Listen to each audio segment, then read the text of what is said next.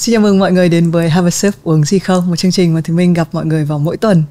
Một cái điều mình tự hào nhất về Have a Sip luôn là khách mời của Thùy Minh. Hôm nay rất là vui mừng được mời chị Võ Thị Trung Trinh. Chị đang là giám đốc của Trung tâm chuyển đổi số Thành phố Hồ Chí Minh.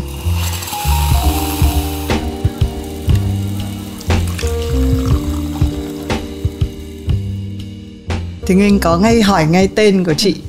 Tên Trung Trinh cũng là một tên rất là đặc biệt. Chị có hay được khen về tên của mình không ạ? Đối với mình thì tên của mình thì mọi người bảo là một cái tên lạ và dễ ghi nhớ.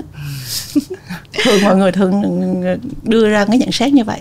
Thì mình còn có đùa một chút là bây giờ khi nói về chuyển đổi số, tất cả các thứ đều trên mạng thì mình sẽ search ngay cái SEO ra là xem là cái chỉ số SEO đấy của mình, nhắc tên của chị cũng chỉ có một, đúng không ạ? Cũng khá là độc đáo. Hôm nay chị đến với Have a Sip thì chị chọn uống trà. Đồ uống này nói gì về chị ạ? Đồ uống này đơn giản chỉ nói về thói quen thôi. Tự vì mình là có thói quen uống trà cả ngày. Thế mình thấy những người mà chọn uống trà thì có một cái độ tĩnh vừa phải. Tại vì bản thân em là người uống cà phê, em sẽ rất là cần nhiều cái năng lượng đấy. Chị có phải là một người có một cái sự điềm tĩnh trong cả một cái ngày làm việc của mình hay không? Thực tế là nếu như mà xác định cái thời gian mà uống trà đó thì nó cũng một thời gian khá dài rồi, giờ cũng không nhớ nổi. Kể cả cái thời gian mà mình đi học ở nước ngoài mình cũng uống trà. Và cũng có thể là thì mình phỏng đoán là đúng. Vì vấn đề là một cái áp lực công việc cả một ngày nó dài, cho nên cái vấn đề mà giữ cái cảm xúc của mình á, trong cả ngày nó như thế nào nó rất là quan trọng. Cái quan điểm sống của mình là thứ nhất là mình không để cái áp lực cuộc sống lên bản thân mình, và đồng thời mình cũng không tạo áp lực cho người khác. Thì muốn làm được điều đó thì vấn đề mà kiểm soát được cái cảm xúc của mình như thế nào trong cả một ngày nó rất là quan trọng. Bản thân em cũng là người rất là tò mò, bởi vì là em đã làm một số các nghiên cứu về xung quanh cái chuyện chuyển đổi số. Nhưng cụ thể khi mà chị giữ chức giám đốc của Trung tâm chuyển đổi số Thành phố Hồ Chí Minh thì công việc của chị như thế nào ạ? Nói chung là trong công việc này không biết là nghề tìm mình hay là mình tìm nghề. Nhưng mà có một cái thực tế là trong suốt một cái quá trình làm việc, từ khi mình bắt đầu làm việc đến hôm nay là khoảng 28 năm, thì tất cả đều làm điều xung quanh cái lĩnh vực này. Thì có thể gọi là mình cũng chọn nghề và nghề cũng chọn mình. Và với công việc hiện nay của một giám đốc trung tâm chuyển đổi số thành phố á, thì cái việc của mình nó chỉ xoay quanh một cái việc làm sao để cho người dân hay là doanh nghiệp khi họ tiếp xúc với những cái tiếp cận với những cái dịch vụ số của chính quyền thành phố nó được thuận lợi hơn. Và cái điều quan trọng nhất là khi chúng ta nói rất là nhiều về chuyển đổi số, và cái mục tiêu của chuyển đổi số là làm sao lấy người dân doanh nghiệp làm cái trung tâm để cho cái sự mà cái cải tiến những cái phần mà chất lượng cung cấp cái dịch vụ công. Thì khi nói về cái điều đó thì nghe rất là dễ, nhưng thì làm điều đó không hề dễ tí nào. Tại vì vấn đề thì phải giả sử như người dân trong cái nhóm người dân đó có rất là nhiều đối tượng, giới trẻ cũng có, trung niên cũng có, người già cũng có. Thì làm sao chúng ta hài hòa cái dịch vụ của chúng ta cho tất cả các đối tượng đó. Còn đối với doanh nghiệp lớn, doanh nghiệp nhỏ và vừa, kể cả những hộ kinh doanh cá thể, thì như vậy rõ ràng là khi đặt cái trọng tâm là như vậy, nhưng việc thực hiện đó cũng không hề dễ dàng gì. Cho nên nói cho cùng thì suốt ngày công việc của mình sẽ xoay quanh vào cái việc làm sao để cải thiện cái vấn đề mà cung cấp cái dịch vụ số cho người dân và doanh nghiệp tại thành phố được tốt hơn. Em cũng muốn bày tỏ cái sự cảm ơn ạ. Em nghĩ là đúng là đôi khi mình làm mọi thứ, thậm chí hôm nay có một cái chuyện nhỏ thôi là em chọn cái tờ giấy này, mọi người in cái tờ giấy này là mình cũng suy nghĩ một chút này. Tại vì em biết là trong cái việc chuyển đổi số có cái 40 ấy ạ, em không biết là có đúng hay không, nhưng mà ví dụ trong các cái cuộc họp hay là các cái buổi mình sẽ hạn chế dùng giấy, thì là không dùng giấy, cái chuyện mà không tiền mặt, rồi các chuyện như là không tiếp xúc hay là không gặp mặt, thậm chí những cái buổi họp không cần gặp mặt chẳng hạn thế. Nhưng mà cái chuyện đúng là không giấy đôi khi cũng khó chọn em cũng hay viết like. Đấy, thì khi nghe chị chia sẻ câu chuyện 28 năm trong cái hành trình của chị, em tò mò là cách đây 28 năm thì cái việc chuyển đổi số lúc đấy nó ở cái mức độ như thế nào ạ? Thực ra thì cái giai đoạn đầu của câu chuyện chuyển đổi số á, nếu chúng ta nhìn về bản chất á, nó là cái yếu tố trước khi mà chúng ta nói đến bây giờ cái chuyển đổi số là câu chuyện một quá trình nó toàn diện. Thì trước đó là chúng ta thường nói dùng từng cái khái niệm là ứng dụng công nghệ thông tin vào một cái hoạt động nào đó. Thì như vậy thì ngược lại cái thời gian 28 năm trước đó, thông thường thì chúng ta sẽ làm bằng những việc là chúng ta dùng những cái phần mềm máy tính để chúng ta tinh học hóa một cái công việc mà chúng ta đang làm. Thì đó, đây là những công việc của 28 năm về trước. Và kể cả trong công việc đó thì có những việc là chúng ta phải xử lý lại những cái dữ liệu. Có một số việc sau khi làm rồi thì chúng ta sẽ có một vài người nào đó cập nhập dữ liệu đó vào máy. Thì đây là cả một cái quá trình, một cái sự thay đổi. Thì trong 28 năm đó thì nó sẽ có nối kết với cái chuyện là cái công nghệ nó thay đổi. Ví dụ ngày trước chúng ta không có những cái công nghệ giống như là Internet vạn vật. Chúng ta có thể thu thập được cái dữ liệu bằng các tín hiệu từ các thiết bị mà cảm biến. Thí dụ như chúng ta muốn mà thu thập cái dữ liệu mà về độ mặn của nước hay là cái độ mà tia UV, chúng ta phải có những thiết bị đo đếm. Còn bây giờ chúng ta có thể log những cái tín hiệu đó, tín hiệu tự gửi cái dữ liệu đó về. Thì đó là cả một sự thay đổi. Thì như vậy công việc thì nó vẫn là như vậy, cái gốc vấn đề nó vẫn là những cái bài toán ứng dụng công nghệ vào công việc hàng ngày. Nhưng kèm theo cái sự thay đổi về công nghệ, có Internet phát triển thì vấn đề chúng ta có những cái sự thay đổi khác. Thì đặc biệt đối với câu chuyện chuyển đổi số, ví dụ mặc dù tôi là cái người làm về công nghệ, nhưng sau này khi nói nhiều về công việc chuyển đổi số và khi đi báo cáo hoặc đi trao đổi, đi tập huấn với một số các đơn vị, thì tôi đặt nặng với vai trò là câu chuyện là chúng ta thay đổi về cái quy trình làm việc, về cái công tác về nhân sự nhiều hơn, và cuối cùng hãy nghĩ đến yếu tố công nghệ. Chứ nếu như bây giờ mà câu chuyện chuyển đổi số mà chúng ta đặt cái yếu tố công nghệ nặng vào thì thực tế là nó sẽ trở thành một cái dự án ngắn hạn, và thông thường thì nó sẽ dẫn đến cái chuyện là thất bại. Bởi vì bản thân cái chữ chuyển đổi, với cái nội hàm của nó là cái quá trình của một cái sự thay đổi rồi. Thì như vậy hãy nhìn là một chúng ta phải có một cái phương án tiếp cận khác. Cho nên là cũng nhân cái buổi mà trò chuyện hôm nay cũng cho thấy mọi người thấy rằng chuyển đổi ở đây là nó cả một quá trình. Cho nên chỉ đừng có nghĩ rằng một cái dự án giống như là chúng ta thanh toán không dùng tiền mặt, hay là chúng ta học từ xa, hay là chúng ta có thể là họp trực tuyến.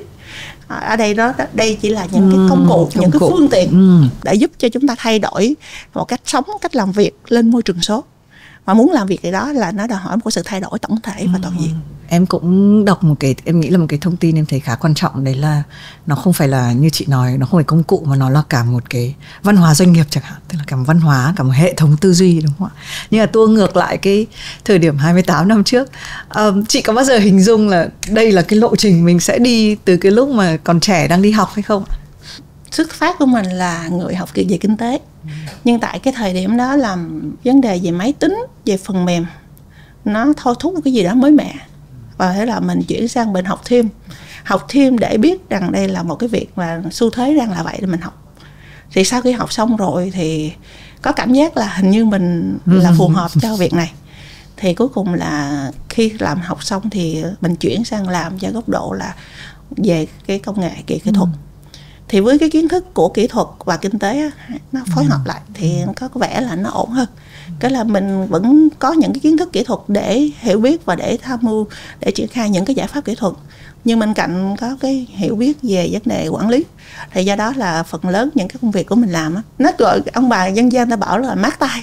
Có nghĩa là làm thì nó sẽ được, có nghĩa là đưa vào những cái ứng dụng, những cái sản phẩm nó phục vụ được cho cái công việc của đơn vị, phục vụ được cho người dân, doanh nghiệp. Thì từ đó thì mình thấy rằng công việc đó nó có ý nghĩa. Và có rất là nhiều bạn trẻ cũng hỏi cái câu hỏi tương tự như vậy, hỏi tại sao chị chọn nghề này, và tại sao mà chị có thể đủ cái kiên nhẫn mà theo đuổi một khoảng thời gian dài đến thế. Bởi vì giới trẻ thường hỏi chị là tụi em có cái tâm lý nhảy việc, thì nếu như mà nhìn vào cái tâm lý nhảy việc như vậy mà đối với chị thì chắc là chị sẽ đánh giá là không cao. Vì cái tâm lý mà tụi em nhảy việc này sang việc kia, cái có thể là tụi em đang tìm một cái sự đam mê. Còn đối với mình thì do là cái công việc mình đang làm, và công việc mình đã là theo đuổi 28 năm rồi, là cả một sự đam mê. Cái là mình vẫn tìm đâu đó là cái gì đó nó thôi thúc để mình tìm. Ví dụ như hôm nay làm được cái việc này đã phục vụ được cho cái công tác, chẳng hạn như là ngày cái khởi sự đầu tiên của mình là có khoảng 15.000 dữ liệu, 15.000 hồ sơ về doanh nghiệp.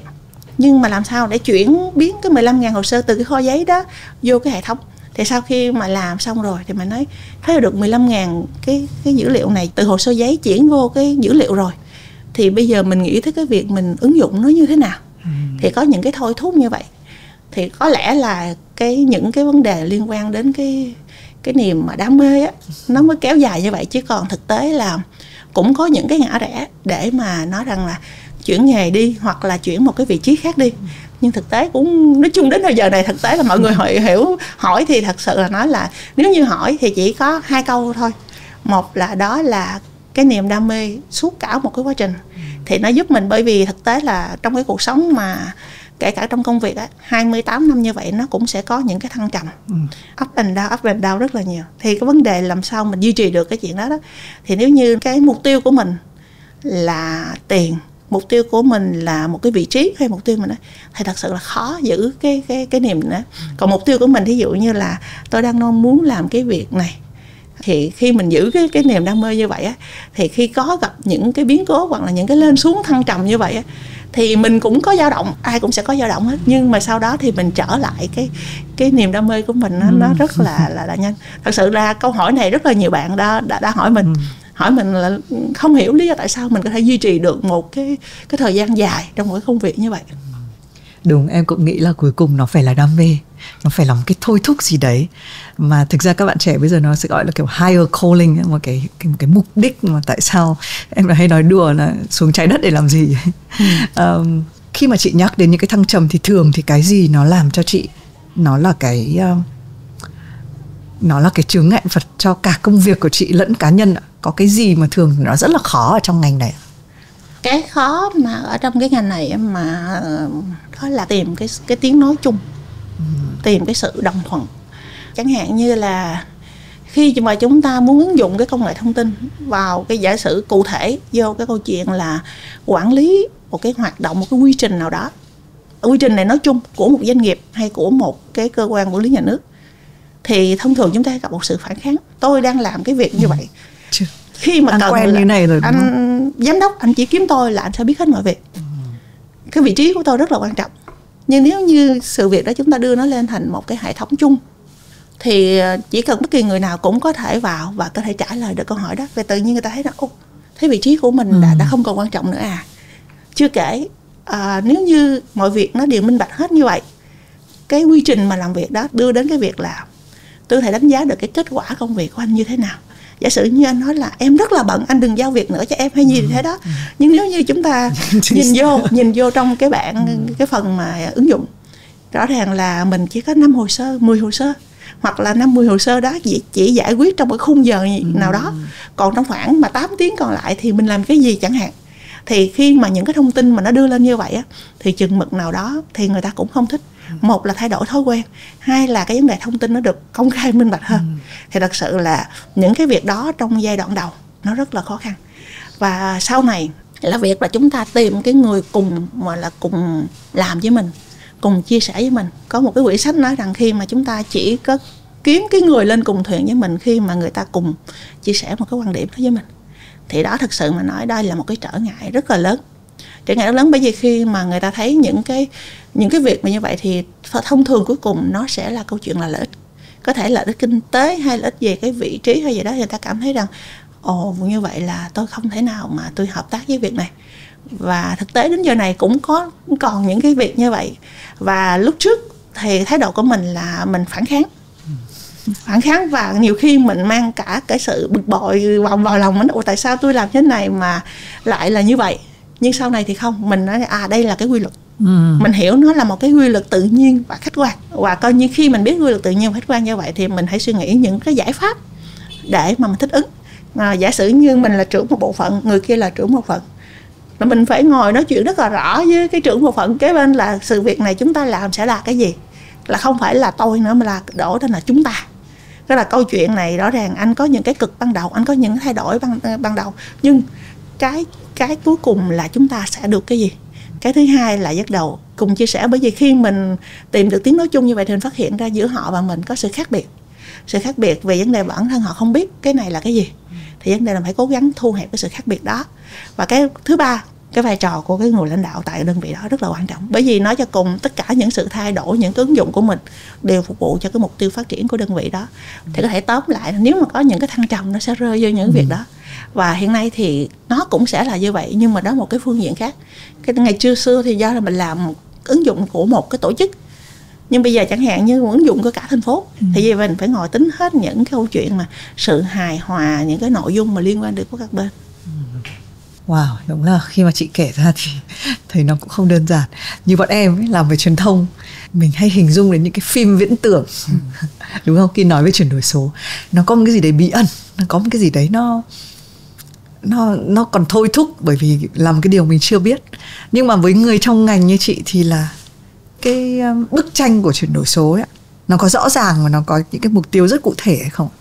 Vâng, mình phải nhìn thấy cái bức tranh đó rất là rõ ràng và cụ thể. Bởi vì ít nhất gì, trong khi tất cả mọi người không tin thì mình phải tin vào việc mình đang làm, cái đó mới rất là quan trọng.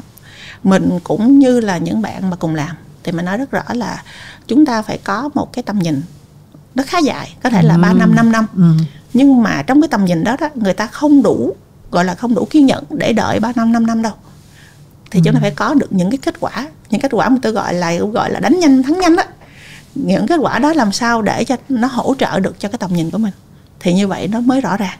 Chứ còn nếu không thì nó sẽ là mơ hồ. Bởi vì thật sự là chúng ta cứ nói như gọi là không khéo thì mọi người tưởng nó là cái phim viễn tưởng. Ví dụ như có thể là ứng dụng cách đây nhiều năm thì mọi người đã rõ ràng thấy rằng AI, nói gì tới AI cũng có một cái gì đó, ứng dụng trí tuệ nhân tạo nó có một cái gì đó nó xa vời.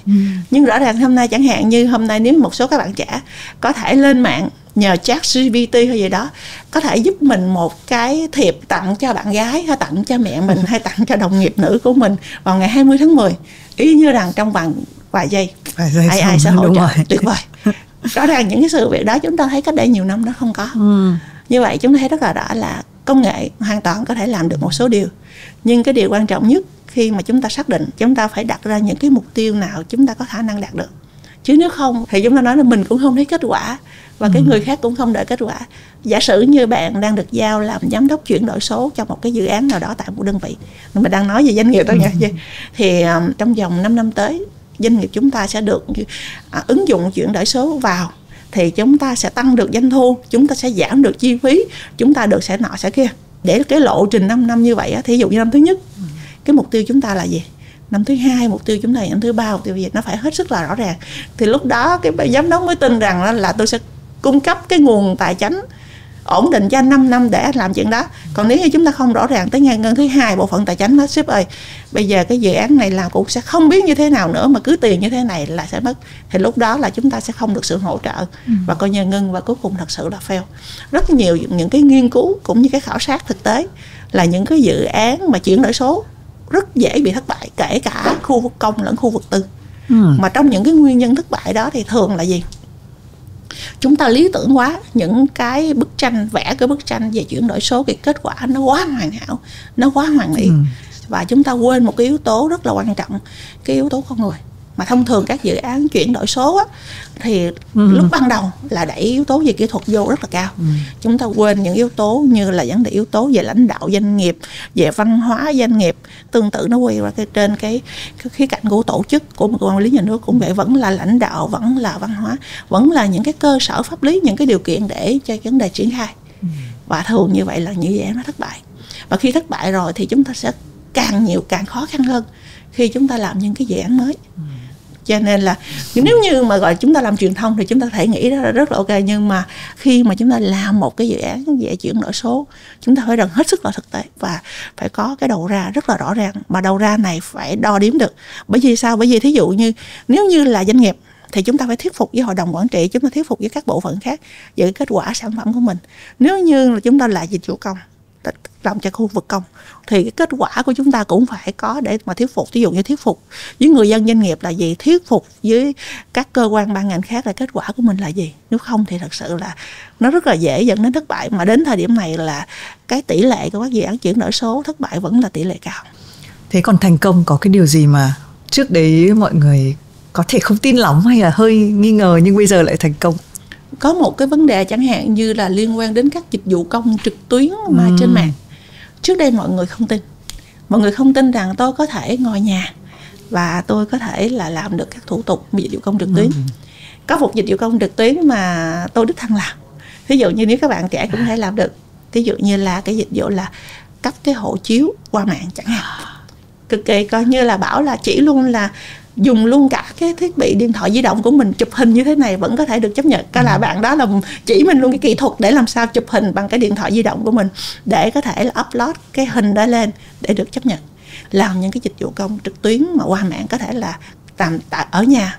Mà hiện nay chúng ta dùng từ là toàn trình, có nghĩa là từ khi đăng ký đến nhận kết quả chúng ta không cần đến bất kỳ các cơ quan nào hết, đóng một cái vai trò rất là quan trọng trong cái tiến trình mà chuyển đổi số, cũng như là trong cái vấn đề mà phát triển cái chính phủ số của bất kỳ quốc gia nào, và đặc biệt là ở Việt Nam cũng như là thành phố Hồ Chí Minh. Cái chỉ số về chính phủ số là em rất là mê, tiếng Anh là EGDI. Đúng là chính xác. E-Government Development Index. Thì em có thấy là mình nhảy 15 bậc đúng không? Từ năm 2022 cho đến năm nay là mình đang xếp vị trí 41 đúng không? 71 đúng không ạ? Đúng rồi, 71. Trên 193 và đứng thứ 5 ở trong khu vực. Chỉ số này quan trọng đến đâu ạ? Cái chỉ số này thật sự nó rất là quan trọng á, bởi vì đây là khi chúng ta nói về cái chỉ số về phát triển chính phủ điện tử á, nó bao hàm nhiều cái chỉ số. Nó là cái phát triển chính phủ điện tử, cái là nó là một cái tổ hợp của nhiều chỉ số. Thì trong đó có thể kể đến ví dụ như nói về câu chuyện là hạ tầng số. Trong cái vấn đề Việt Nam tăng 15 bậc á, là đóng góp về hạ tầng số rất là đáng kể. Nếu xét về hạ tầng số, chúng ta có thể tự hào là Việt Nam là một trong những quốc gia là có cái hạ tầng số. Rồi mặc dù là chúng ta nền kinh tế là đang phát triển, nhưng hạ tầng số chúng ta nằm trong nhóm các nước phát triển. Và cái tỷ lệ, chẳng hạn chúng ta có một số cái tỷ lệ như là cái tỷ lệ người sử dụng internet, tỷ lệ người sử dụng mạng xã hội, hay cái tỷ lệ mà phủ sóng về internet của Việt Nam của mình là nằm trong nhóm top cao. Thì đây là những yếu tố về hạ tầng số nó góp phần để mà thực hiện. Thì liên quan đến câu chuyện mà cái chỉ số về phát triển chính phủ điện tử á, Việt Nam mình tham gia vô đánh giá cái chỉ số này từ năm 2003 là mình bắt đầu mình tham gia vô. Và đây là cái năm đầu tiên là mình, cái là 2 năm người ta đánh giá một lần. Thì như vậy là vô cái xếp vào cái thứ hạng cao nhất. Là như vậy là về phát triển chính phủ điện tử là mình được xếp vào trong nhóm cao, nhóm rất cao á, very high á. Thì đây là một cái chỉ số đáng khích lệ. Nó đánh giá ví dụ như là cái chỉ số mình cung cấp dịch vụ công trực tuyến nè, cái chỉ số mình tương tác về dữ liệu mà, và cung cấp cái dữ liệu mở về hạ tầng số, kể cả câu chuyện là nguồn nhân lực số. Cái chỉ số này nó sẽ giúp cái thúc đẩy chuyển đổi số. Bởi vì thứ nhất là trong cái chỉ số này nó có 2 cái yếu tố, một là cái nguồn nhân lực, 2 là cái hạ tầng số. Và đặc biệt là khi chúng ta phát triển về cái chính phủ điện tử á, thì nó sẽ thúc đẩy rất nhiều cái chuyển đổi số của doanh nghiệp và phát triển cái vấn đề xã hội số. Bởi vì khi mà cái chính phủ điện tử phát triển, nó đòi hỏi công dân sẽ tương tác nhiều trong cái môi trường số. Vậy như vậy là người dân sẽ có những cái sự thay đổi nhất định. Như một cái ví dụ mà tôi nói là người dân đến cái cơ quan công quyền để làm cái thủ tục hành chánh, thì người dân có thể ở nhà thông qua một cái tài khoản định danh điện tử, có thêm một cái tài khoản thanh toán ngân hàng điện tử, thì có thể là thực hiện được cái dịch vụ công trực tuyến. Mình thấy mình lên hạng thì mình cũng mừng, nhưng mà nó lại cũng có quy luật, mình lên thì các nước khác họ cũng lên, chứ không người ta không dừng lại. Tức là nếu như bây giờ mình so sánh, ví dụ như là Indonesia, Malaysia, Thái Lan, đúng rồi, có nghĩa là Singapore, các nước ASEAN á, thì top trên là Singapore rồi, kế đến là Malaysia, và hiện nay Indonesia đã vượt mình. Thì như vậy thấy rất rõ là cái chỉ số này nó sẽ quyết định rất là nhiều trong câu chuyện mà thực hiện cái chuyển đổi số. Mình tăng 15 bậc là mừng, nhưng mà người ta cũng tăng. Cái vấn đề đó là mình phải xác định rất là rõ. Cho nên đối với cái mục tiêu mà mình mong muốn là đến năm 2030 á, hiện nay mình đang là 75 đúng không ạ? 71 hay 72? 71. Mình muốn vào top 30 vào năm 2030 là phải một sự nỗ lực rất là lớn. Wow. Mình có một mục đích là mình muốn vào top 30. Top 30 thì một sự nỗ lực rất là lớn đến năm 2030. Bởi vì hôm nay mình đã gần 2025 rồi.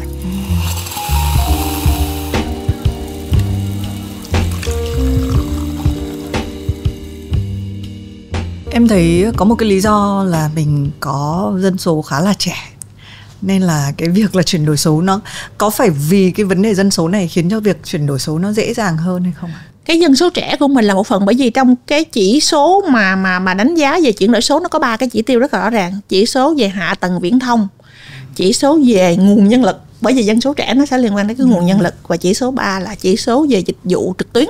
3 cái chỉ số đó dùng để đánh giá cái chỉ số về phát triển chính phủ điện tử. Thì dân số trẻ của mình là một yếu tố thôi. Nhưng mà khi mà đánh giá chung á, gọi là phân tích sâu vô á, thì thực tế trong cái thay đổi mà giúp cho Việt Nam mình tăng 15 bậc á là về hạ tầng số. Như vậy là cái phần mà liên quan đến cái dịch vụ công trực tuyến hay nhân lực số mình cũng có tăng, nhưng tăng không nhiều. Nhưng mà cái mà tăng nhiều cái vấn đề hạ tầng số. Em thấy cái việc mình có 5G cũng tương đối sớm sửa, cũng là một thứ đúng không ạ? 5G chỉ là một phần. Đối với câu chuyện hạ tầng số là phải xác định cái câu chuyện là chúng ta phát triển cho cái vấn đề là tổng thể và toàn diện. Bởi vì ví dụ như 5G hiện nay vẫn là chưa phát triển cái thương mại thì nó là một phần thôi, nhưng mà câu chuyện mà Việt Nam đã thành công trong vấn đề phát triển cái hạ tầng số bao phủ á, việc đó rất là quan trọng. Ví dụ như ở các tỉnh hay những cái vùng sâu vùng xa vẫn có được internet, vẫn có được người dùng, thì cái việc đó nó rất là quan trọng.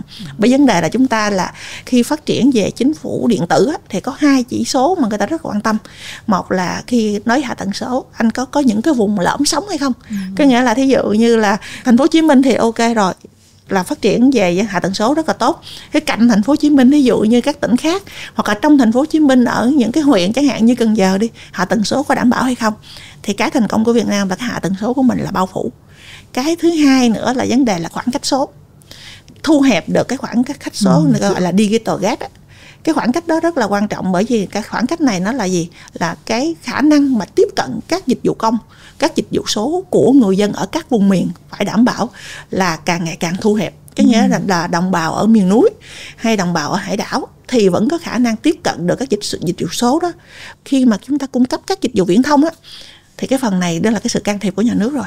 Bởi vì ví dụ như một cái xã đảo hay là một cái vùng núi thì cái lượng người dân cũng đâu có nhiều, và cái vấn đề mà nếu mà gọi là phát triển thương mại thì không có nhà mạng nào là mong muốn phát triển ở nơi đó hết. Thì phần này là phải chính sách của nhà nước để làm sao đảm bảo những cái hạ tầng số ở những cái vùng đó, thì như vậy nó mới đảm bảo được câu chuyện là phát triển cái chính phủ điện tử. Hay quá, cảm ơn chị, làm cho em hiểu vỡ ra mọi thứ. Chị đã có thời gian học tập ở nước Úc. Nước Úc thì em thấy là đang đứng vị trí thứ 9 trong cái chỉ số về chính phủ số.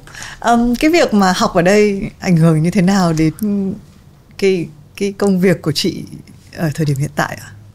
Xét về cái thời gian mà học ở nước ngoài á, mình may mắn là mình có trong cái top mà những cái nước mà đang đứng đầu về các chỉ số về chính phủ điện tử đó. Mình may mắn là mình được học ở 2 nước, cho nên là chừng mực nào đó thì mình cũng có được tiếp thu những cái kiến thức cũng như là những cái thực tế mà áp dụng tại các nước đó. Mình có thời gian học ở Singapore vào năm 2001, ở Đại học Quốc gia Singapore, và ở Úc vào năm 2010. Thì thực sự trong cái thời gian học ở Úc á, một số cái kỹ năng mà sau này mình đã áp dụng được. Ví dụ như liên quan đến cái vấn đề mà cái tư duy chiến lược và cái lãnh đạo nó rất là quan trọng. Cái cách tiếp cận về chiến lược với mục tiêu dài hạn và có những kế hoạch cụ thể và đo đếm được, cái việc này nó rất là quan trọng. Bởi vì nếu không á, mà chúng ta mà không có những cái thực hành, những cái nội dung mà thực hiện như vậy á, thì cái việc mà khi chúng ta đưa ra những cái kế hoạch, những cái mục tiêu nó khó mà đạt được. Bởi vì trong cái quá trình mà học á, chúng ta phải thực hiện những cái việc đó rất là nhiều. Tôi nhớ hoài khi mà đó là các thầy bảo là work smart rather than work hard. Nó hoàn toàn khác với người Việt của mình. Người Việt của mình bảo là cần cù bù thông minh. Nhưng mà khi mà tôi cũng suy nghĩ hoài tại sao lại phải khác như vậy, thì đúng là nếu như mà trong một núi các công việc, và kể cả ngôn ngữ là tiếng Anh là ngôn ngữ thứ hai của mình, thì đúng là chỉ có thay đổi tư duy bằng cách là chúng ta phải làm việc thông minh hơn. Chứ còn nếu mà work hard thì ta không có work trong cái trường hợp này. Có nghĩa là chúng ta phải đổi cái cách mà tiếp cận cái phương thức làm việc để làm sao chúng ta thích nghi được trong cái thời gian học tập. Thì tôi nghĩ cái việc này là cái tư duy chiến lược nó quan trọng lắm. Và mình có xác định rất là rõ là nếu như muốn hoàn thành cái chương trình thạc sĩ như vậy thì trong học kỳ đầu mình phải hoàn thành cái gì, học kỳ sau như thế nào, và cái mục tiêu thư viện như thế nào rất là cụ thể. Thì khi mà tôi tiếp cận được những cái cách đó, nó có cái sự thay đổi. Cái là ý thứ nhất. Cái thứ hai nữa là cái sự phối hợp và hợp tác hiệu quả nó rất là quan trọng. Bởi vì trong tất cả những cái nội dung học người ta đều đưa một cái đánh giá liên quan đến cái vấn đề cái khả năng làm việc nhóm của mình như thế nào. Mà cái thời điểm đó chúng ta chưa có quan tâm nhiều đến cái vấn đề cái kỹ năng làm việc trong nhóm. Trong lúc đó là gì, cái anh muốn đậu pass qua bất kỳ môn nào thì đều đòi hỏi cái kỹ năng làm việc trong nhóm. Và kể cả cái môn cuối cùng là cái môn là cá nhân của mình đi chăng nữa, thì mình cũng phải thuyết phục những người mà sinh viên hay những người giảng viên là cái khả năng thuyết phục trình bày của mình để làm sao đạt được cái sự đồng thuận. Thì tôi nghĩ đây là một cái kỹ năng rất là quan trọng. Thì việc này khi mà áp dụng trong công việc tôi thấy là nó là hiệu quả. Cái thứ ba mà tôi nghĩ đó một cái điều may mắn là sau khi mà học xong về á, trong quá trình làm việc thì tôi cũng có tham gia một số cái dự án mà hợp tác giữa chính phủ Việt Nam và chính phủ Úc. Tôi học được một cái kỹ năng tôi thấy là kỹ năng bị quản trị cái dự án. Nó rất là quan trọng. Bởi vì vấn đề là chúng ta làm một số cái dự án á, nó xuất phát từ những cái mục tiêu, những mong muốn ban đầu. Rồi trong đó chúng ta cũng đưa ra những số cái nguồn lực để thực hiện. Tuy nhiên để mà từ cái mục tiêu và nguồn lực, với phương pháp nào, cái bước đi kế tiếp để đạt được cái kết quả dự án đó, thì thông thường là những cái này là chúng ta cần cái kỹ năng. Và kể cả cái phương pháp như nãy từ đầu tiên tôi trình bày á, thay vì chúng ta cảm thấy là giận dữ hay thất vọng khi bị người khác phản ứng về những kết quả mình làm, thì thay vào đó thì chúng ta hãy tôn trọng cái sự mà phản ứng đó, và chúng ta hãy tìm cách để làm sao mà thuyết phục mà đạt được cái sự đồng thuận. Thì tôi nghĩ cái việc này nó cũng rất là quan trọng để giúp trong cái công việc. Bởi vì đặc biệt là những cái việc như chỗ thì mình nói là chuyển đổi số nghe nó mơ hồ lắm.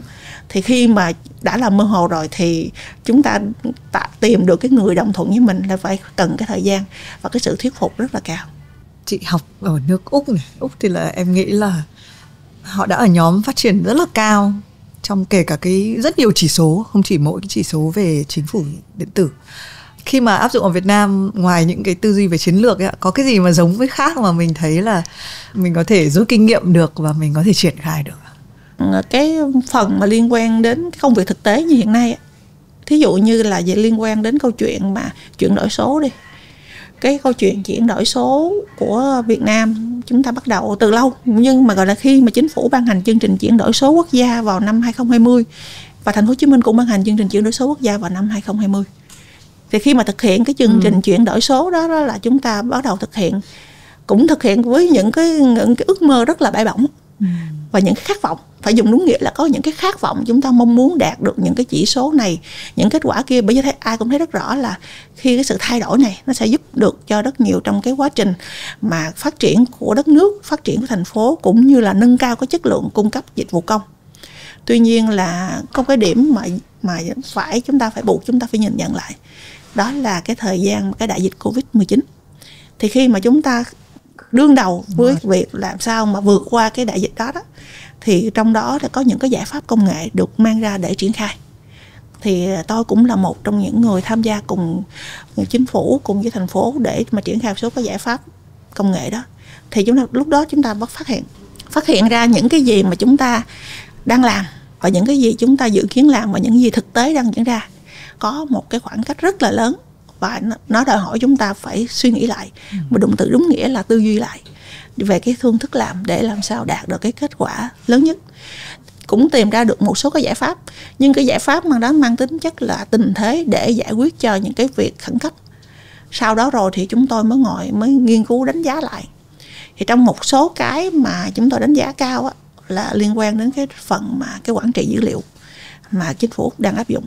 Thì rõ ràng là thời điểm mà dịch Covid đó, sau này chúng tôi gặp cái đồng nghiệp cũng làm ở cơ quan chuyển đổi số của bang Victoria, cũng trao đổi với tôi rất là rõ ràng là chúng tôi cũng lúng túng.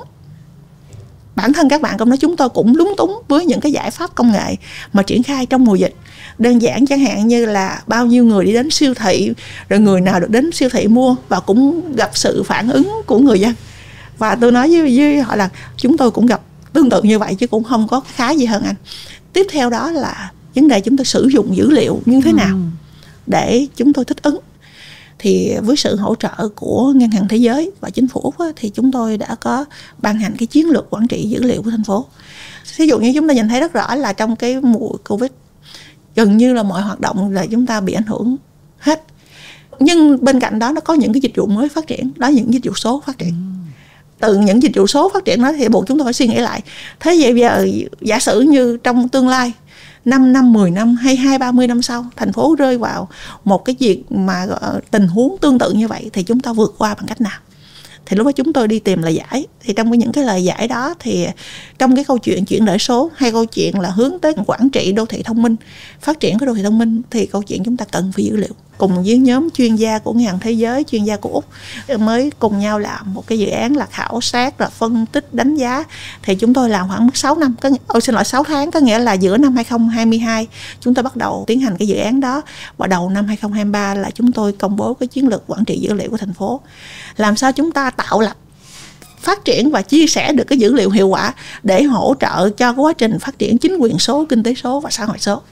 Dù là sự khác biệt giữa Úc và Việt Nam, nhưng mà rõ ràng những cái việc gì Úc đang triển khai thực hiện, khi chúng ta nghiên cứu và áp dụng trong cái thực tế của Việt Nam, chúng ta vẫn có thể áp dụng được. Thì cái dữ liệu đó nó mang lại cái lợi ích thực tế. Lợi ích là nâng cao cái chất lượng cung cấp dịch vụ công, và lợi ích nữa là ví dụ như doanh nghiệp hưởng lợi được gì trong cái hoạt động của chính quyền. Bởi vì cái hoạt động mà kinh tế số của doanh nghiệp, cái hoạt động kinh tế số nó sẽ gồm có 3 cái yếu tố lớn. Một là ví dụ như những cái doanh nghiệp phát triển về cái nền tảng số lớn thì thôi chúng ta không kể những cái tập đoàn lớn rồi.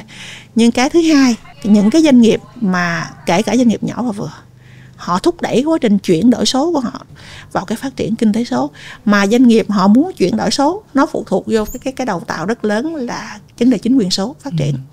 Đó, thì như vậy là trong cái bức tranh mà chuyển đổi số của thành phố thì chúng tôi có bổ sung cái nội dung chiến lược quản trị dữ liệu, và phần này là chúng tôi làm với cái sự hợp tác của các chuyên gia của Úc và chuyên gia của Ngân hàng Thế giới.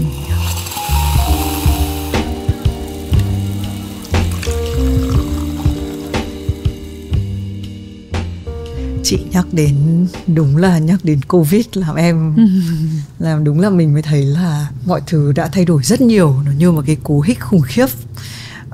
Không ai mong muốn, nhưng mà rõ ràng nó em cảm giác yêu cầu loài người nói chung phải tiến hóa lên một cái bậc mới với một loạt những cái công cụ. Khi chị nhắc đến quản trị dữ liệu, em có một cái tò mò rồi. Em cũng là cái người mà cũng phải tự chuyển đổi số, kể cả ngành truyền thông có những cái phần chuyển đổi từ việc là hồi xưa bọn em làm truyền hình hoặc là làm báo in, mọi thứ là in ra giấy hay là băng Betacam phát sóng ở trên cái sóng TV, cho đến lúc mà làm YouTube, làm digital, làm những cái website thì bắt đầu tất cả các tư duy phải thay đổi. Và kể cả với ngành truyền thông, cái việc mà quản trị được dữ liệu như thế nào, mình cảm giác mình có hàng triệu người dùng, nhưng mà đọc cái data này ra làm sao, ai cũng nói là đây là một cái kho tàng, một cái tài sản đấy, nhưng mà biến nó thành tài sản thì nó lại là một câu chuyện rất là khác. Thì em không biết là trong công việc của chị, những cái người có khả năng quản trị dữ liệu mình trên cái mặt bằng của mình nó như thế nào ạ? Mọi người cũng đang học, đang tìm hiểu, hay là chúng ta cũng cảm thấy rất là tự tin ạ? Thực ra trong cái quá trình này là chúng ta phải nói là chúng ta đang học, đúng hơn. Bởi vì vấn đề lớn nhất của câu chuyện quản trị dữ liệu là làm sao chúng ta có được cái chính sách, và trong cái chính sách đó nó đảm bảo được cái dữ liệu được chia sẻ và cập nhật. Khi chúng ta thường nói về dữ liệu thì mọi người nghĩ rất là đơn giản. Ví dụ như bây giờ thì mình thử mở cái máy tính cá nhân của mình, xem cái cách mình lưu thông tin trên máy tính của mình lưu đang như thế nào. Nếu như mà thì mình lưu một cái thông tin gì đó cách đây 5 năm, 3 năm, nhưng khi cần vẫn có thể tìm được rất là nhanh, thì như vậy là coi như là mình có một cái trật tự nhất định. Thì câu chuyện dữ liệu cũng là như vậy. Chúng ta sẽ không bao giờ mong muốn có một cái dữ liệu mà biến thành tài sản nếu như ngay từ đầu chúng ta không xác định là chúng ta đưa tài sản đó vào trong cái kho của mình.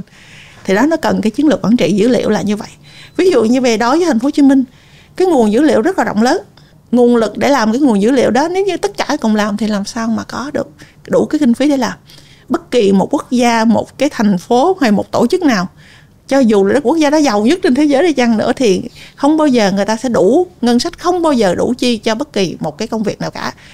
Vấn đề là chúng ta phải xác định cái độ ưu tiên.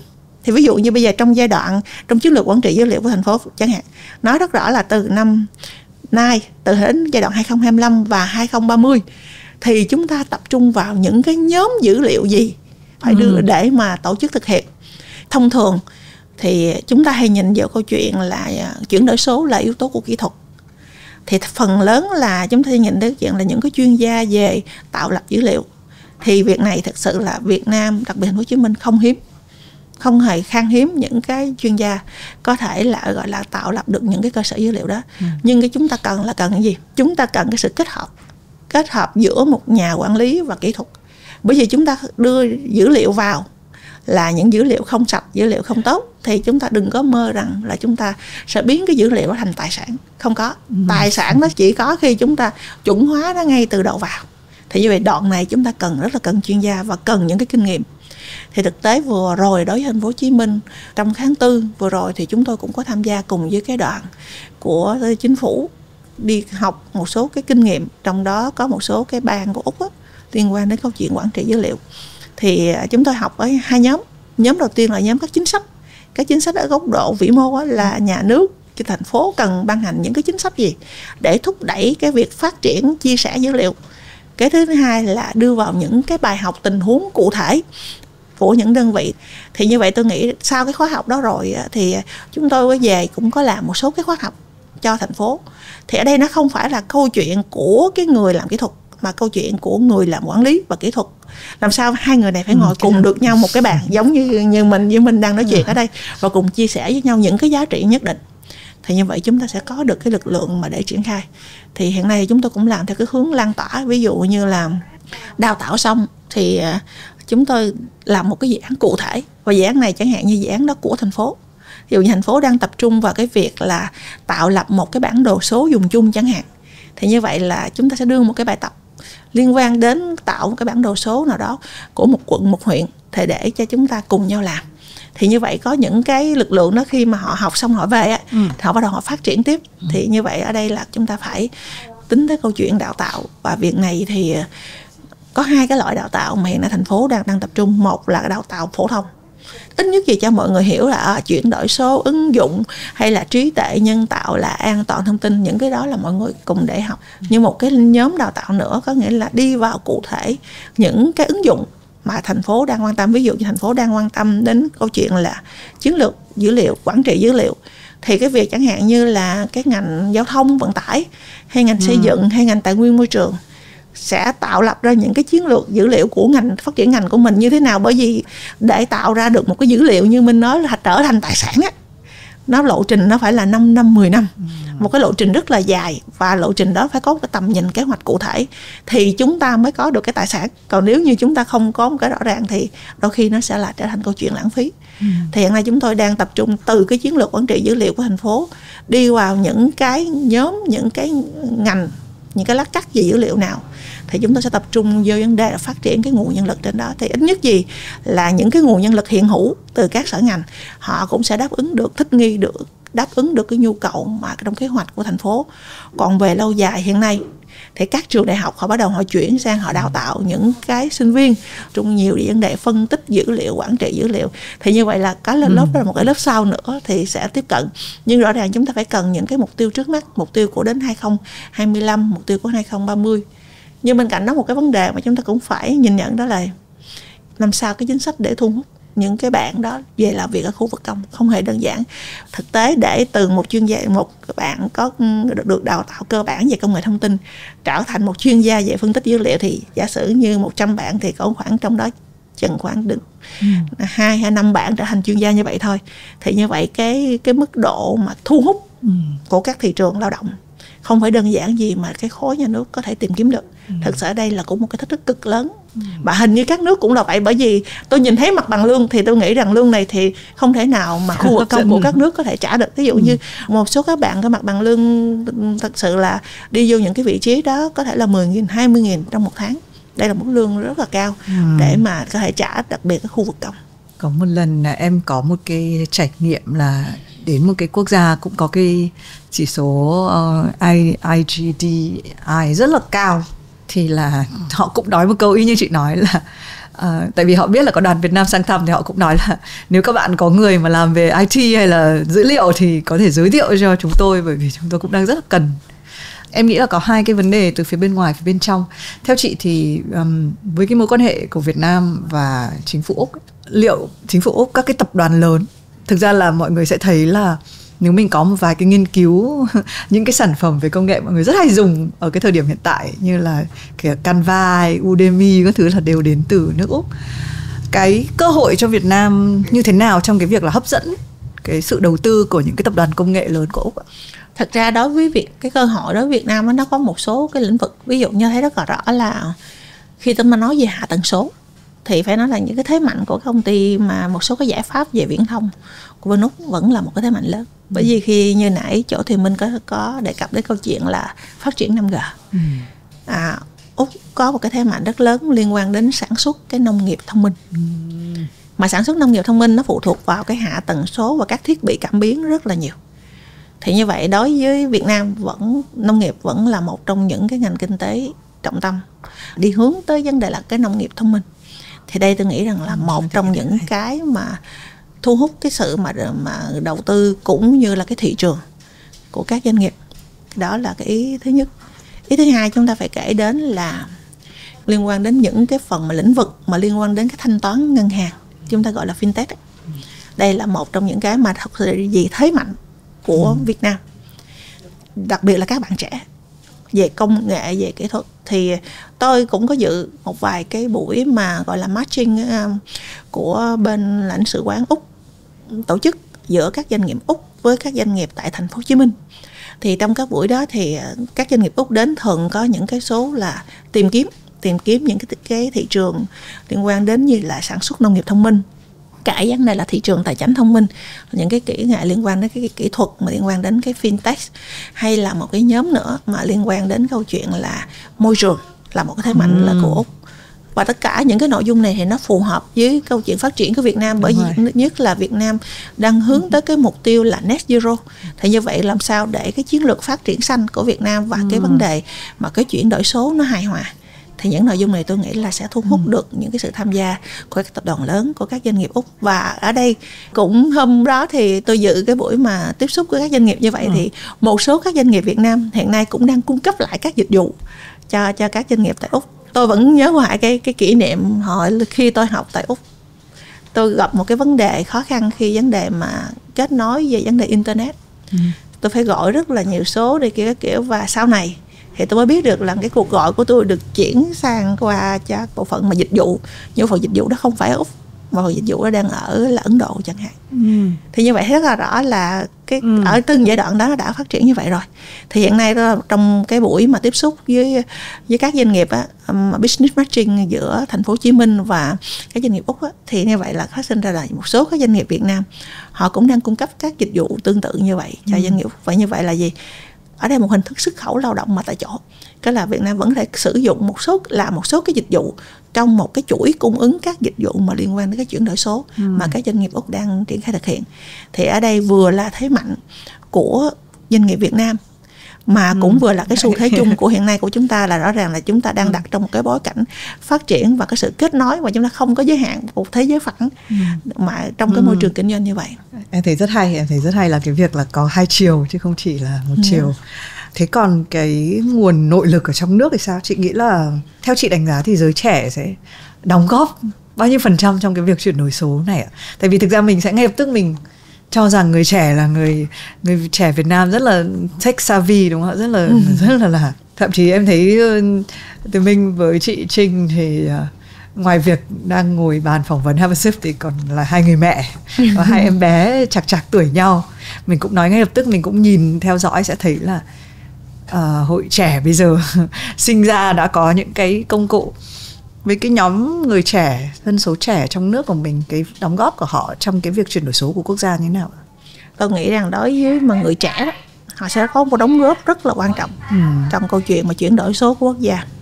Bởi vì thực tế hiện nay là cái hiện nay đi, khi mà chúng tôi khảo sát cái đối tượng mà người dùng trên cái cổng dịch vụ công của thành phố thì là sẽ là người... Thì như vậy là phần lớn là các bạn trẻ. Mà suy nghĩ thì cũng hợp lý thôi. Bởi vì thứ nhất là các bạn là sử dụng rất là thành thạo. Hiện nay các dịch vụ công trực tuyến toàn trình, do là chúng ta dùng cái định danh điện tử á, cho nên là chúng tôi rất là dễ có thể tính toán được là cái đối tượng người sử dụng.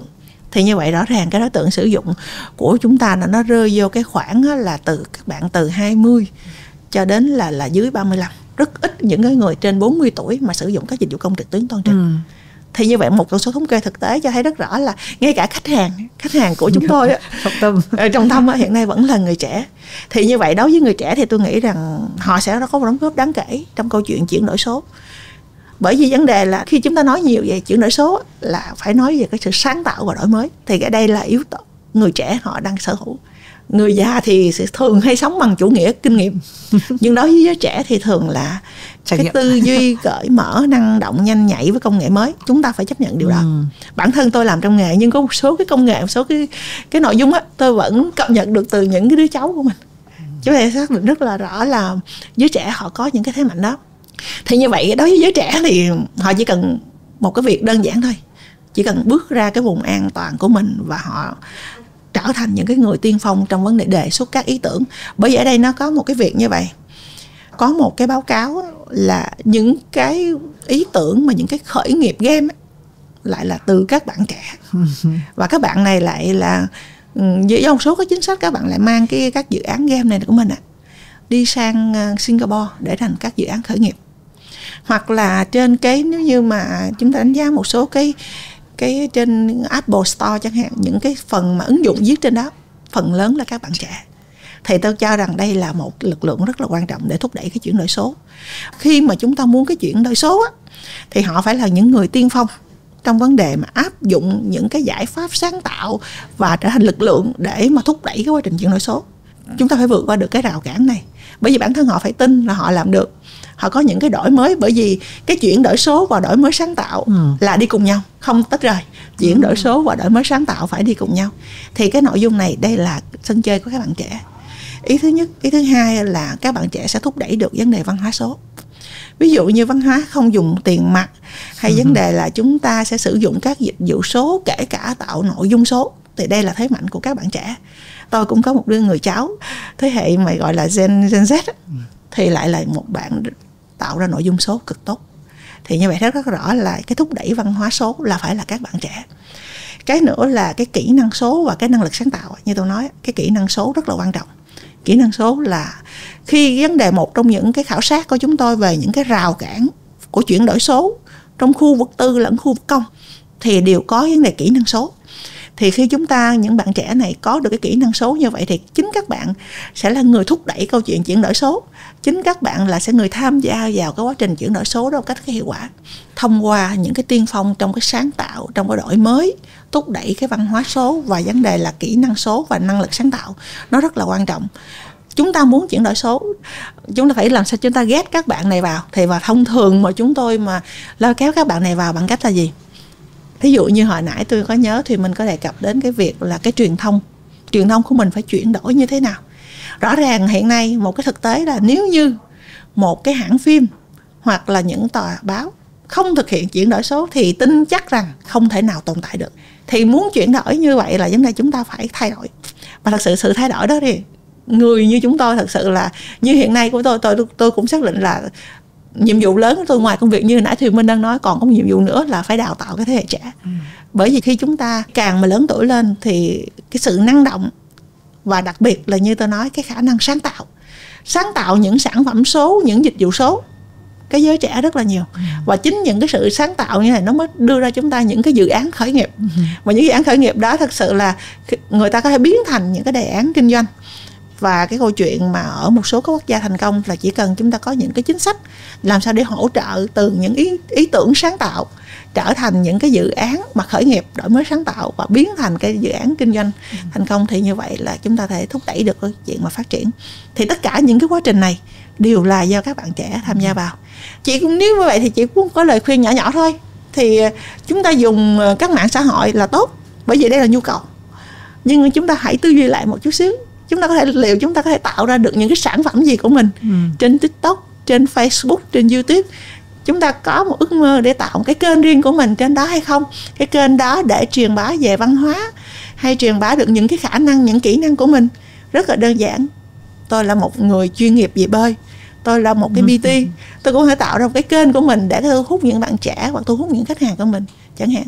Cho nên thật sự mà nói đó với mình rất là có niềm tin vào các bạn trẻ, và đây là một cái lực lượng quan trọng để thúc đẩy cái quá trình chuyển đổi số của Việt Nam. Tại vì bọn em cũng mới có một cái tập là Have a Sip Kit. Thì các bạn, mình sẽ thấy là cái lứa trước kia chúng ta nghĩ là sự nghiệp của chúng ta sẽ xây dựng từ một cái nghề nghiệp là chúng ta làm luật sư, bác sĩ, giáo viên. Nhưng các bạn trẻ bây giờ là mạnh dạn đề đạt là làm TikToker, làm streamer, bởi vì cái thế giới số mở ra những cái cơ hội như vậy. Con trai em là bây giờ chỉ mong làm streamer thôi. Vì mê chơi game và nghĩ rằng là tại sao không biến cái sở thích của mình, vừa lại vẽ giỏi xong rồi được học về coding, tại sao không thành streamer. Đấy thì em cũng nghĩ là có một cái sự thay đổi rất là lớn. Tuy nhiên em cũng đọc một cái báo cáo cách đây vài năm về việc là thực ra hai cái đối tượng mà tự dưng sẽ trở thành rất là thân thiện với việc chuyển đổi số là người trẻ là đương nhiên, tại vì cái thói quen và cái bản năng của họ nữa. Nhưng người lớn tuổi một chút, em thấy bố mẹ em là những người đã về hưu, làm một ít công việc rồi, cái thời gian rảnh rỗi quá nhiều và bắt đầu tiếp xúc cực kỳ nhiều với công nghệ. Đấy thì em không biết là cái thế hệ mà lớn tuổi hơn ấy, họ sẽ đóng góp như thế nào ạ? Thật ra đối với cái thế hệ mà lớn tuổi hơn á, thì hiện nay ấy, có nghĩa là trong cái chiến lược chung của thành phố và trong kế hoạch chung á, luôn luôn nhìn vào cái thế hệ đó. Đối với chúng tôi có một cái lực lượng chúng tôi gọi là các tổ mà gọi là chuyển đổi số cộng đồng, là những cái người mà giống như là đi hỗ trợ cho cái vấn đề tuyên truyền, vận động và hướng dẫn.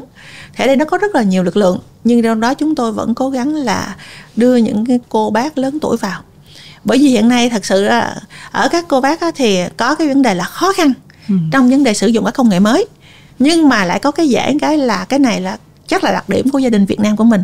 Chúng ta vẫn sống trong truyền thống là ông bà gặp khó khăn nhưng mà có cháu về là cháu sẽ hỗ trợ. Bởi vì ví dụ có những việc rất là đơn giản, chúng ta như tôi, như chị hay là mình đi, rất khó thuyết phục là bác ơi bác đưa cho con cái điện thoại, con sẽ cài cái ngân hàng số cho bác. Nhưng mà một người cháu trong gia đình, cháu nội cháu ngoại, bà hay ông sẽ hỏi con cài giúp ông, giúp bà một cái ứng dụng liên quan đến thanh toán điện tử như là Momo, Payu hay gì đó. Thì như vậy những người cháu trong gia đình này sẽ làm được chuyện đó. Mà khi mà các ông bà làm được rồi thì bắt đầu thấy cái sự tiện dụng. Và như chỗ thì mình nói là họ có thời gian. Họ có thời gian, cho nên là trong cái chính sách chung mà của bất kỳ các quốc gia nào khi mà làm về vấn đề mà chuyển đổi số đều có đặt một cái mục tiêu là gì? Làm sao cái đó nó hài hòa và không có gọi là bỏ rơi ai lại phía sau. Bởi vì vấn đề lớn nhất là gì? Khi chúng ta nói rằng nhà nước, chính quyền sẽ hướng đến mục tiêu cung cấp 100% cái dịch vụ công trực tuyến trên môi trường mạng, nhưng chúng ta phải hiểu ngược lại, chúng ta cung cấp được 100% rồi, nhưng điều đó không có nghĩa là 100% người dùng cũng sẽ dùng. Và vấn đề là chúng ta đang khuyến khích là bằng gì? Bằng là cái sự tiện ích, bằng cái sự gọi là công khai minh bạch, để mọi người thấy rằng là dùng cái dịch vụ công trực tuyến nó có lợi hơn là đi đến trực tiếp. Dù là người trẻ là rất là quan trọng, nhưng người già gì họ sẽ góp phần một cái nội dung rất là lớn. Mà nội dung này thì tôi nghĩ rằng nếu như tôi đẩy ra một số cái ứng dụng, đặc biệt là những ứng dụng mà chăm sóc sức khỏe từ xa, giúp cho chúng ta giải quyết cái câu chuyện bài toán là cái vấn đề dân số của Việt Nam sẽ càng ngày càng già đi. Thì câu chuyện mà những người già khi mà họ đã tham gia được vô cái quá trình chuyển đổi số rồi, thì những cái thông tin ví dụ như là thông thường những người già sẽ mắc một số các bệnh mãn tính, các chỉ số về đường huyết, về cao huyết áp, những cái thông tin này nếu như chúng ta tổ chức thành những cái ứng dụng để cho những người già có thể tương tác được với những cái đơn vị mà chăm sóc sức khỏe, thì như vậy chúng ta cũng sẽ góp phần đưa cái chuyển đổi số vào cái đời sống, và cũng đưa ra những cái tiện ích mà để giúp cho cái người già có thể là thấy rằng cái cuộc sống của mình nó thuận lợi hơn. Bởi vì nguyên tắc là vấn đề chúng ta chuyển đổi số là để chúng ta giúp rất là nhiều lĩnh vực, khu vực công, rồi bên cạnh đó các đời sống như là y tế, giáo dục được thuận lợi hơn, kể cả là câu chuyện là những cái phương tiện giao thông công cộng. Nhưng mà phần lớn hiện nay chúng tôi đang mà hướng nghiên cứu là làm sao để có thể hướng đến cái chăm sóc cái sức khỏe của người lớn tuổi.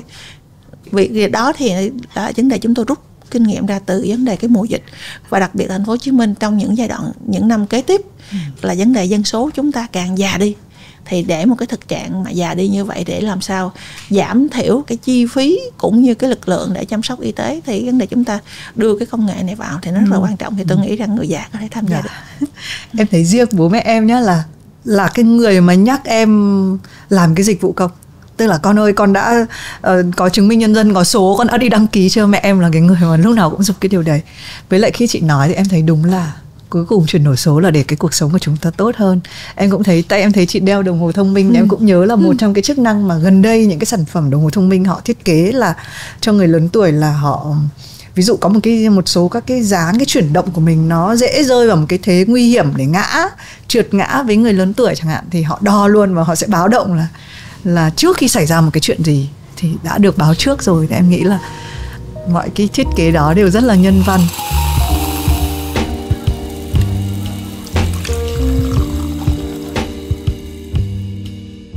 chúng ta đều thấy là cái việc chuyển đổi số nó lần lượt và nó không thể tránh khỏi với từng cá nhân, với doanh nghiệp, với quốc gia.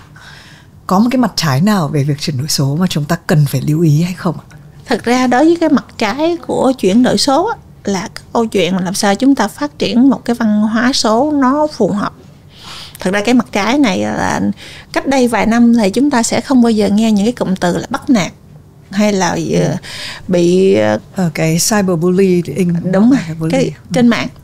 Nhưng mà gần đây thì vẫn có một số các nạn nhân và một số các em đó không đủ cái bản lĩnh, có thể thậm chí là kể cả là tìm đến cái chết.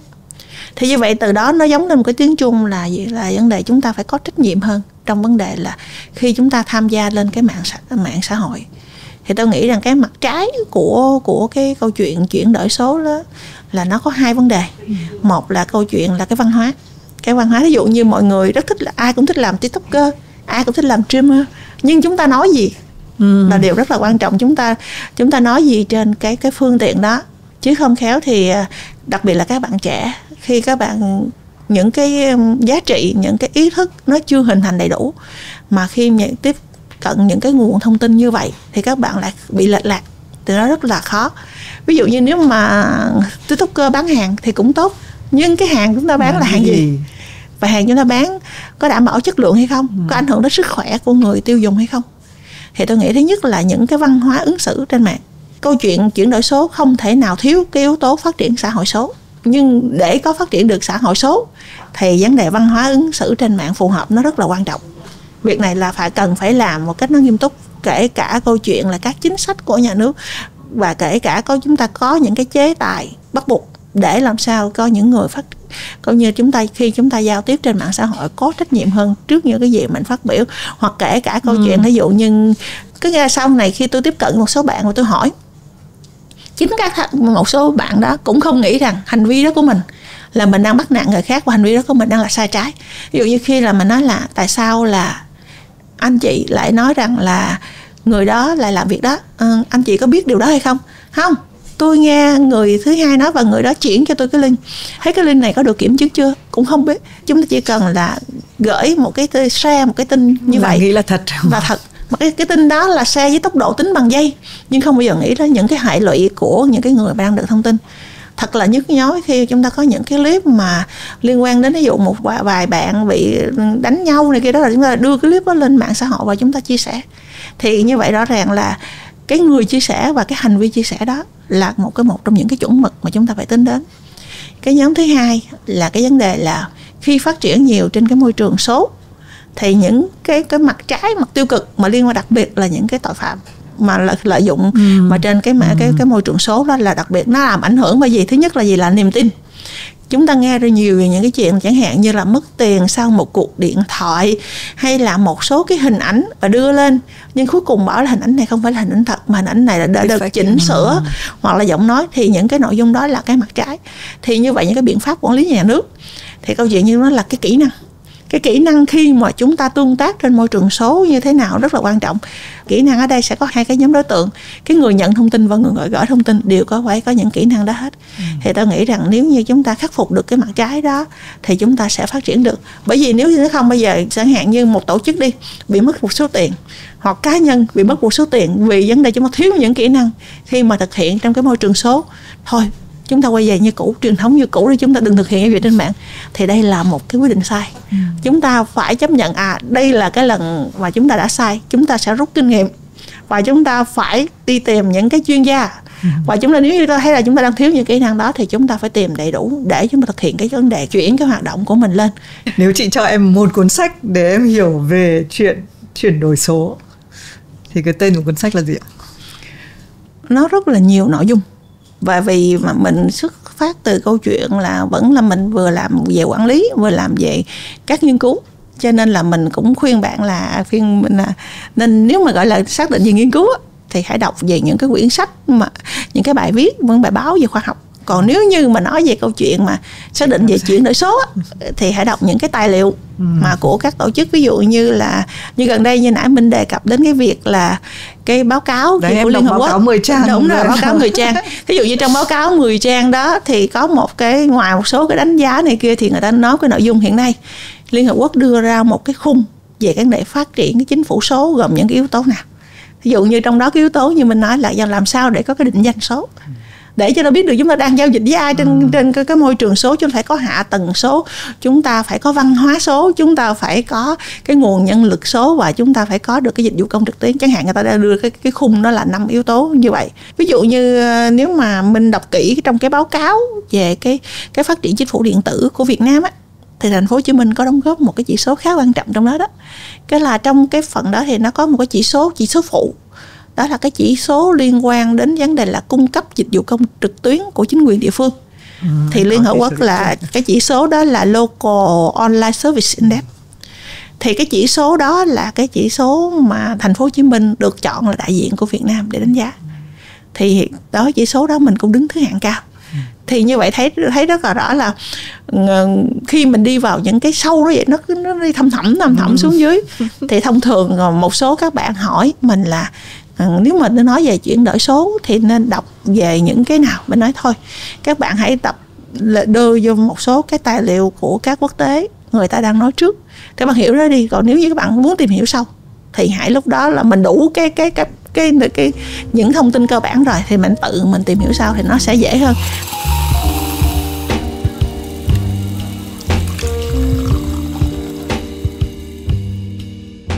Chị là người lạc quan vào cái mục tiêu đến 2030 sẽ chuyển đổi số và ở trong cái nhóm 30 top đầu hay không ạ?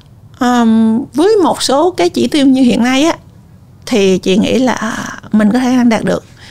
Có thể lạc quan một số chỉ tiêu, ví dụ như là cái chỉ tiêu về kinh tế số chẳng hạn.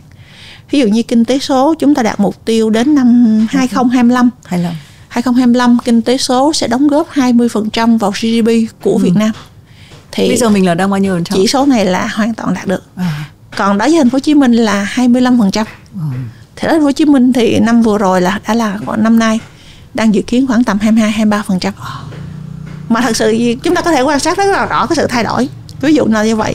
Còn năm 2030 thì kinh tế số đóng góp 30% GDP của Việt Nam.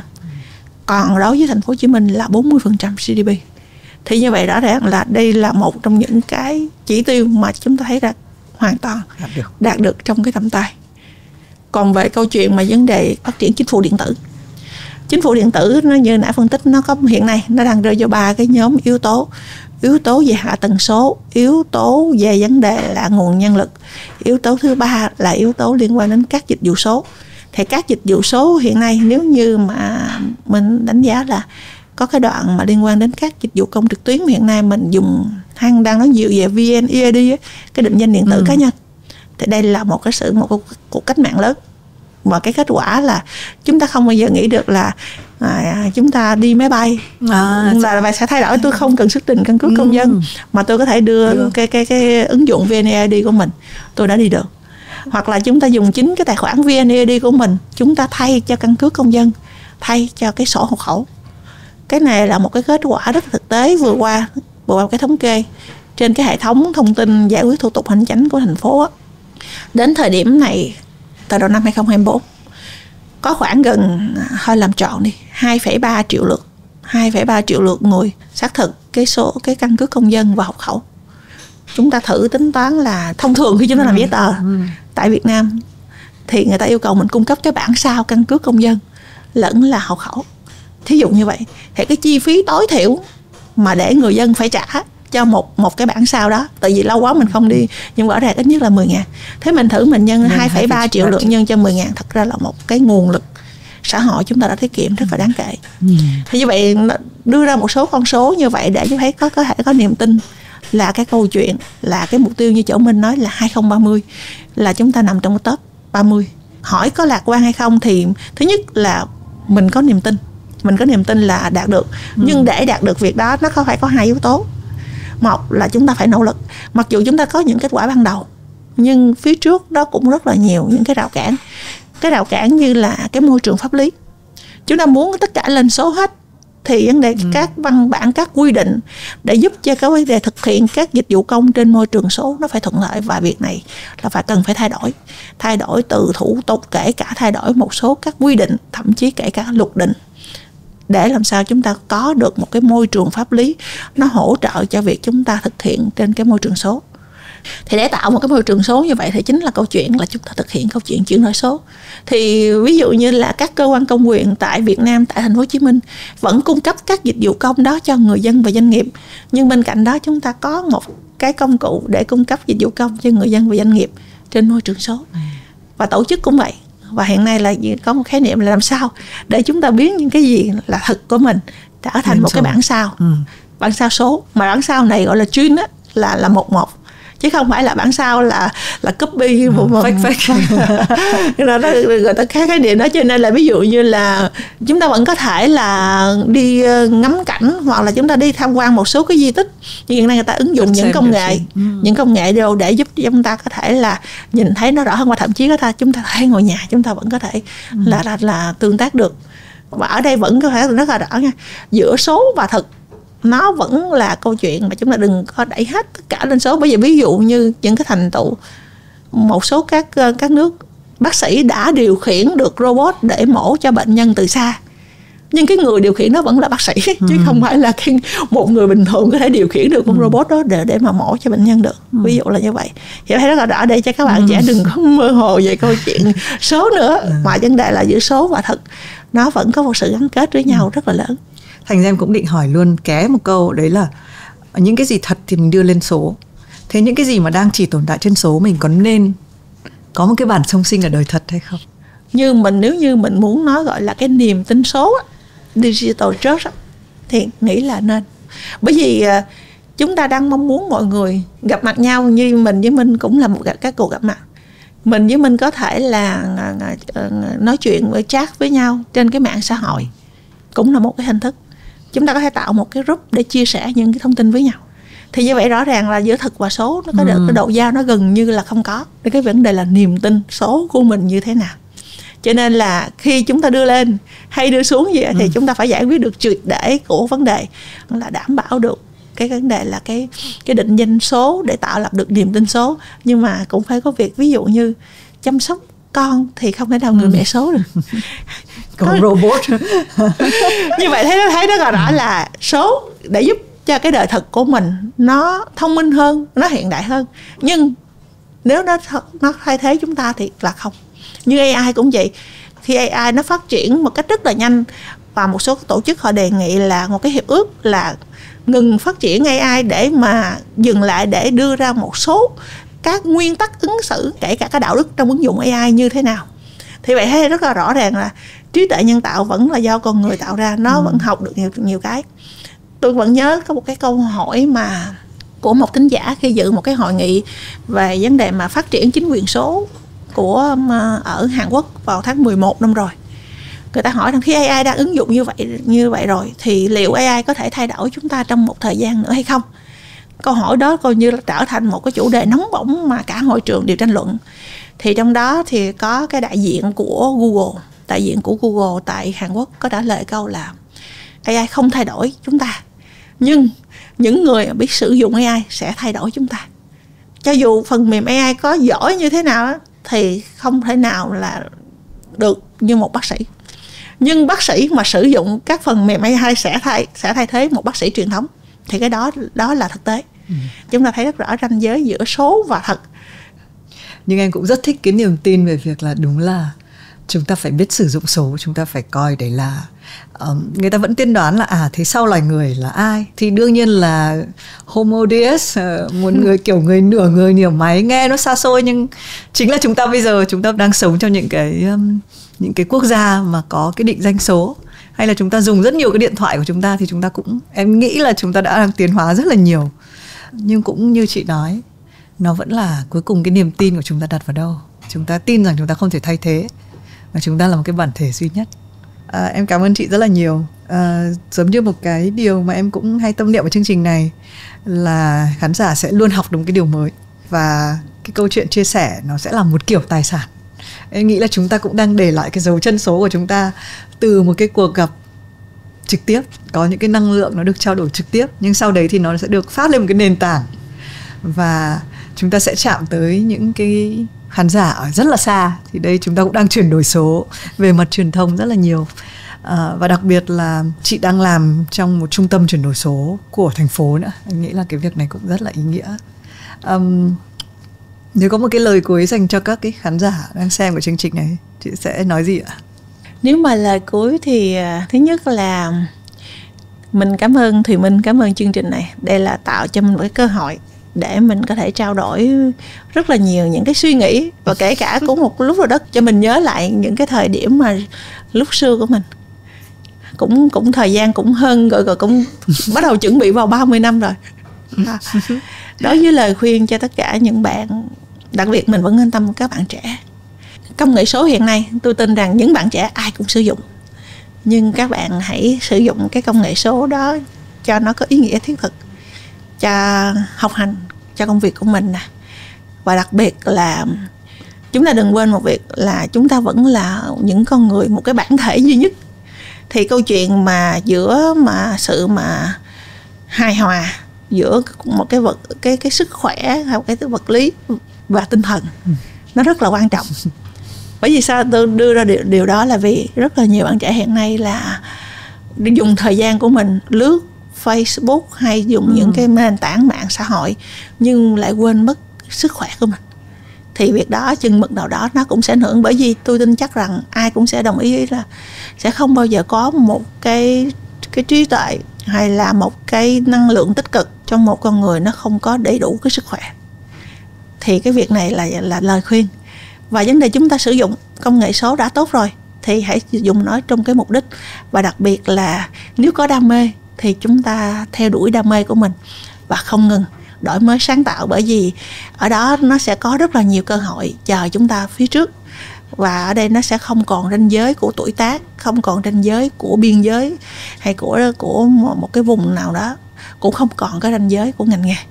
Thì như vậy là đó là lời khuyên của tôi dành cho các bạn có xem chương trình ở đây, và đặc biệt là những bạn trẻ. Thì mình cũng tin là đây là cái lời khuyên cực kỳ thiết thực luôn, dành cho tất cả mọi người, cho chính Thùy Minh nữa. Em cảm ơn chị rất nhiều, và em đặc biệt cảm ơn. Em biết là sự nghiệp của chị đã kéo dài, và cái nhiệm vụ phụng sự cho đất nước em nghĩ cũng đã đóng một cái vai trò cực kỳ quan trọng trong sự nghiệp của chị. Em thay mặt cho mọi người cảm ơn chị ạ. Cảm ơn Thùy Minh rất là nhiều. Xin được cảm ơn tất cả các khán giả của Have a Sip. Xin chào và hẹn gặp lại.